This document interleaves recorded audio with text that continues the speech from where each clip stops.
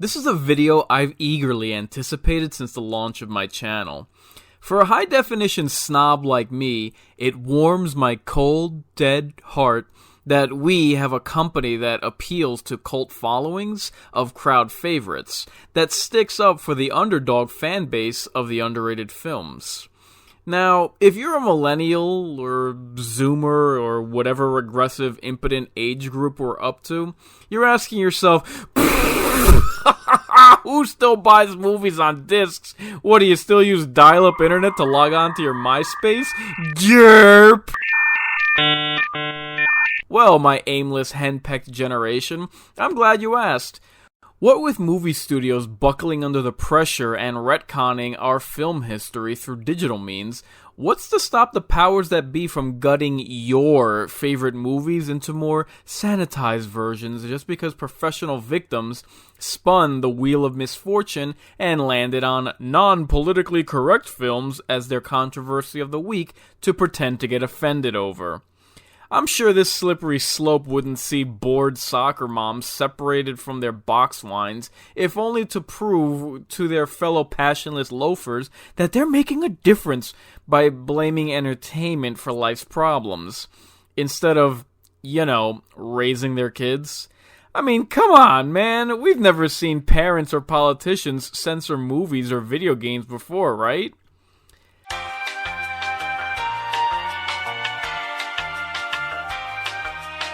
My point is, if you own physical media, then your movies and film history are safe from the grubby censor of repressive figures that think that they can rewrite the past and present just to fit their political agendas.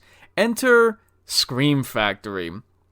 Cult classics and cinematic gems are no longer lost to time, stranded on VHS, or held hostage by big studios unconcerned with their legacy. The fact that many of the titles I'll be mentioning have already made it to Blu-ray since I first created this catalog does not preclude them from inclusion on this list, as I feel it important to mention why I love these films. Therefore, my intention was to evenly split the list between those that have crossed over into 1080p and those still waiting for their time to shine on Blu-ray. But even still, like that loudmouthed inner-city moviegoer sneaking junk food into a theater, one movie snuck onto HD before the close of 2020. Let's do this.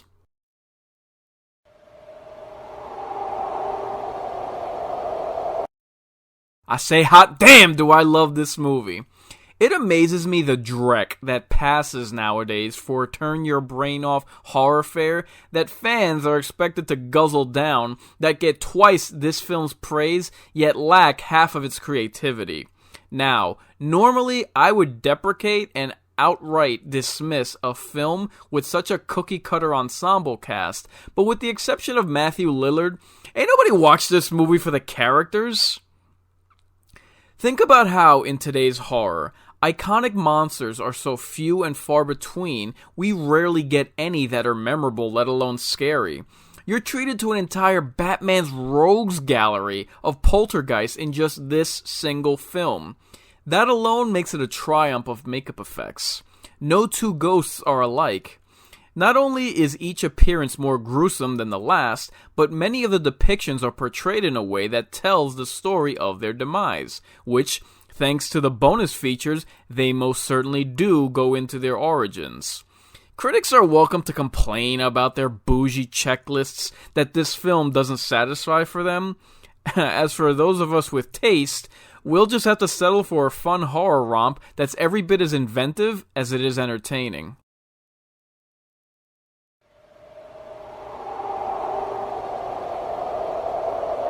I actually like this film for the opposite reason of 13 Ghosts.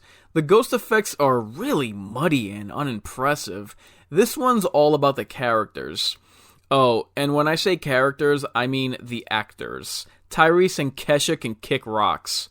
For all the times that Hollywood has focused its sights on young, pretty faces, this movie proves how seasoned character actors can really own a performance. Chris Kattan was marginally amusing on SNL, So it's with no shortage of amazement that I report that he plays a serious, uptight, white-collar type whose performance, ironically, boomerangs full circle into a hysterical portrayal. It's honestly his best work. Famke Janssen of X-Men fame really sinks her teeth into a frumpy trophy wife, kind of like if Hillary Clinton were honest. Or human. She is so in her element as a sullen, heartless shrew, she very nearly stole the show if it weren't for one Geoffrey Rush. This thrill-seeker is the consummate foppish showman and a perfect homage to Vincent Price. His performance shouldn't come as a surprise, as it wouldn't be the first time Geoffrey Rush helped carry a film. You best start believing in ghost stories, Miss Turner. You're in one.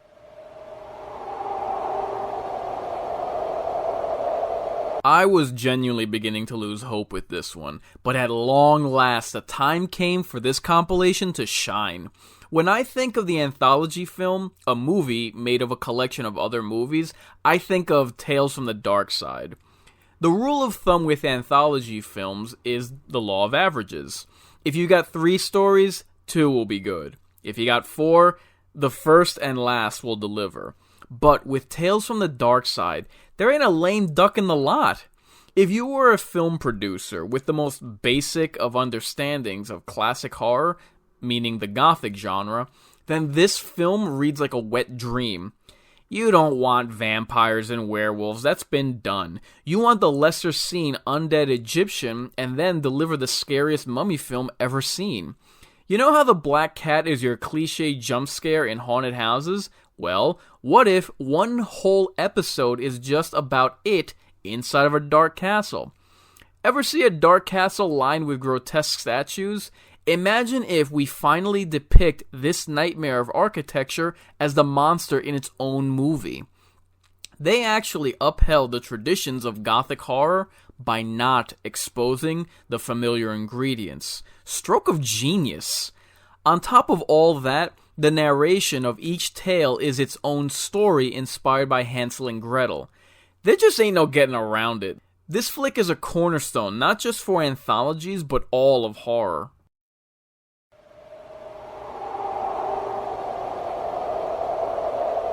Hey fam, anyone down for a deep-sea caper that botches its own premise of drilling into the earth and uncovering horrors best left concealed, with a cast of interchangeable cardboard cutouts against lame monsters and a waste of 95 minutes and $80 million?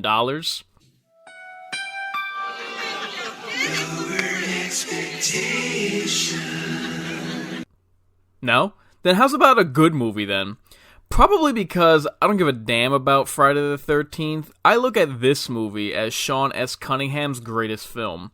While the movie does assume the Jaws formula of taking its time to reveal the monster, and even occupies the camera angles from the sea creature's POV, it admittedly does take over an hour before it's seen. But you best believe, once the horror ensues, it doesn't let up. Needless to say, this place has everything. You've got homicide heartburn, death by decompression, a mandibled monster, endless alliteration, human sacrifice, dogs and cats living together, mass hysteria. Enough, I get the point.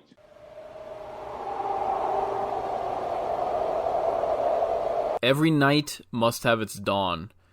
For the longest time, the only way you'd find this movie on Blu-ray was in the form of its excellent 2004 remake.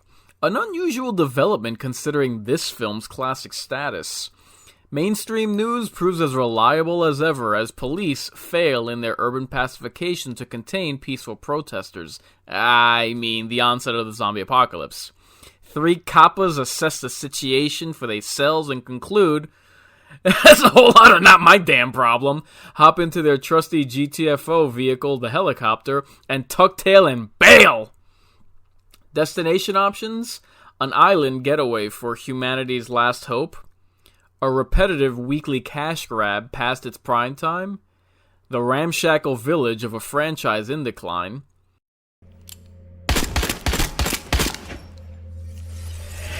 Why? Nah, let's stop by the mall for anti-consumer PSA and pick up a Series X. They gotta have at least one, right? Right? The stakes have risen in the 10 years since Night of the Living Dead, as survivors must clear out zombies in a mall instead of a house, and maintenance of supplies is much more involved than in the original. If you can excuse the heavy-handed social commentary, it is a horrible, hauntingly accurate vision of the mindless excesses of a society gone mad. What the hell are they? They're us, that's all. They're us. We're them, and they're us. We tell ourselves that we are the Walking Dead.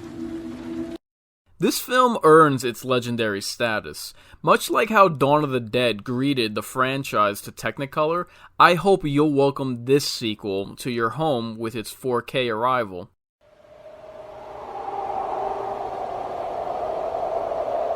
With the film industry relentlessly bleeding the Stephen King name about as dry as my humor, and the resultant dead ends from such profiteering, you'd think that this title would have made the HD transfer by now.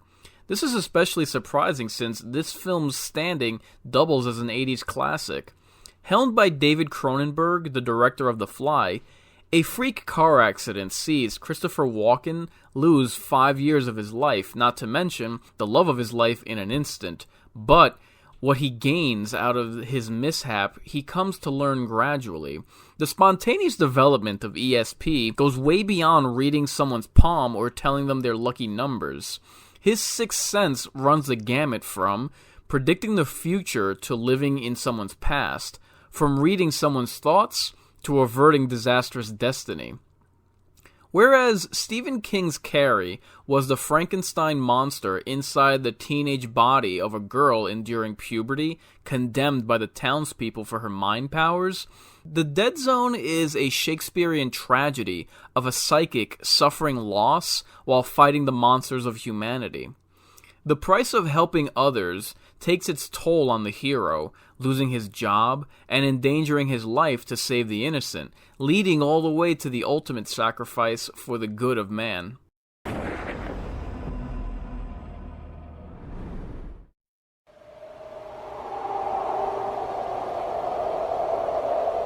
Why have I been forsaken?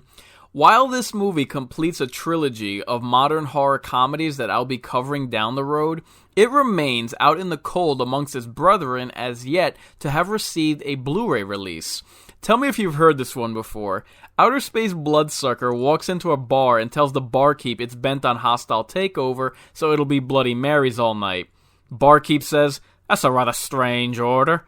The critter goes, "It's the only thing I can have. Anything 80 proof or more is my kryptonite." Barkeep says, "You've got a taste for blood and a hate for the brew, but you picked small-town Irish Island to stage your invasion." Punchline, "Who's the drunk here?" "It's the bad luck of the Irish for you, boyo." I know, pretty convincing accent, right? Sweet Jesus, do I love this movie. And with a brilliant premise like that, how can I not? The concept alone is side-splitting enough, but I kid you not. The script and performances in this film, as local police and townspeople try to resist an apocalypse after having drunk themselves stupid, is nothing short of gut-busting. Ruth Bradley is the uncontested standout in this flick. Watch it! It's extraordinary.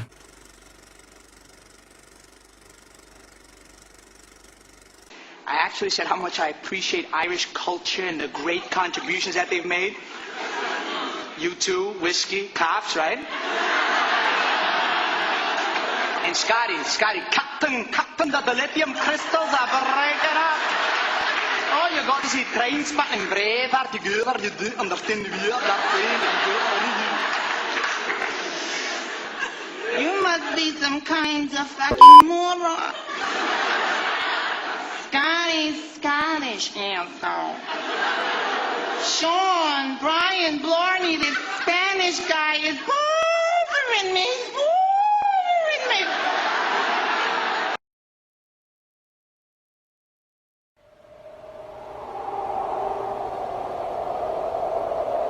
another Stephen King dark horse, this isn't just long overdue for 1080p resolution, but belated in the credit it deserves.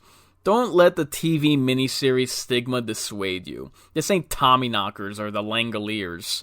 Despite the presence of a blizzard descending upon this small town, the true horror that ensues is how this stranger is able to twist the citizens, bend them to his will, and coil them around his little finger. The unnatural manner in which he reads their minds and shares their secrets as public record is enough to tear the townspeople apart while they're huddled together under a refuge of the storm.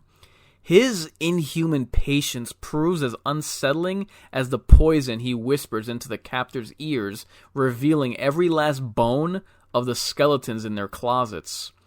Pretty impressive considering the menace that he's able to incite is done from within the confines of a prison cell. How do you stop an evil after you've already caught him, but he continues to spread?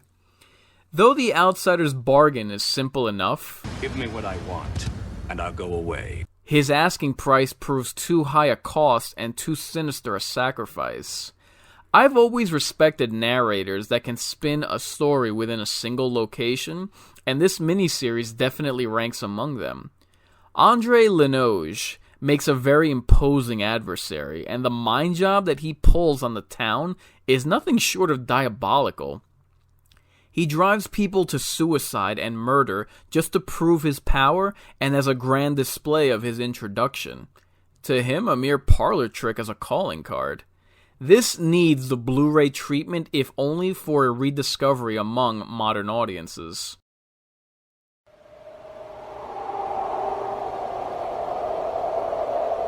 I wish this movie had the budget it deserved upon its release to properly carry out its execution. While late 90s horror squandered its investment by doubling down on self-aware teen filler, it was creature features like this that provided more thought-provoking variety to the genre. A resort town doctor brings her sister to the ski resort village where she works to discover the town not as she had left it.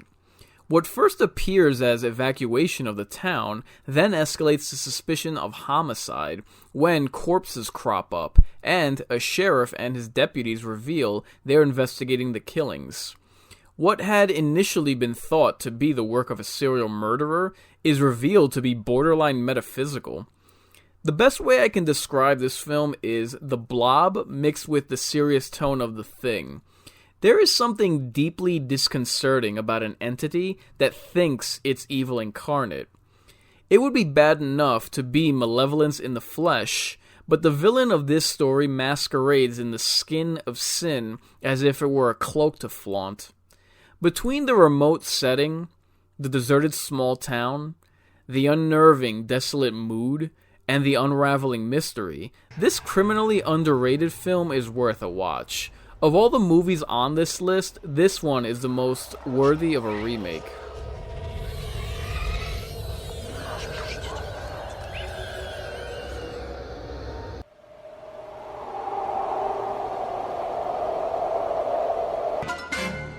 Quite a twist, huh? Bet you didn't see that one coming. Let's cut right to the quick and address the naysayers outright. Yes, this absolutely makes the cut of a scary movie. You're gonna classify Ghostbusters as horror but don't have room for Asian dark fantasy film? Magic Dagger, Clandestine Cult, Death Traps, A Destined Chosen One, A Dragon Prophet, Human Sacrifice, and oh yeah, a monster in a skin suit. What would you call it? This globe-trotting quest sees Eddie Murphy contend with everything from the criminal underbelly of the inner city all the way to the high mountains of Tibet, piecing together the puzzle to save the golden child that represents humanity's last hope. The bad guy consults the Lord of Darkness, and before he can unleash hell on earth, must first make the Chosen One's journey a living nightmare. He goes so far as to pay Eddie Murphy a debt of attitude, marking him for death for putting up with his loose tongue. After all, a Lannister always pays his debts. Given the celebrity of Eddie Murphy, the quality story, and sheer entertainment value. As surprised as I am over how long it took to come to HD, I'm even more shocked how this isn't more embraced by the horror faithful. Please believe that if this film dropped today, social justice warriors would be creaming their skinny jeans since they would classify well-rounded characters into checkboxes anyway. An African protagonist? Oh yeah! An Asian leading lady? Yes! Yes! Oh yeah! Can you feel that, buddy? Huh? Huh? Huh? A girl playing a boy role?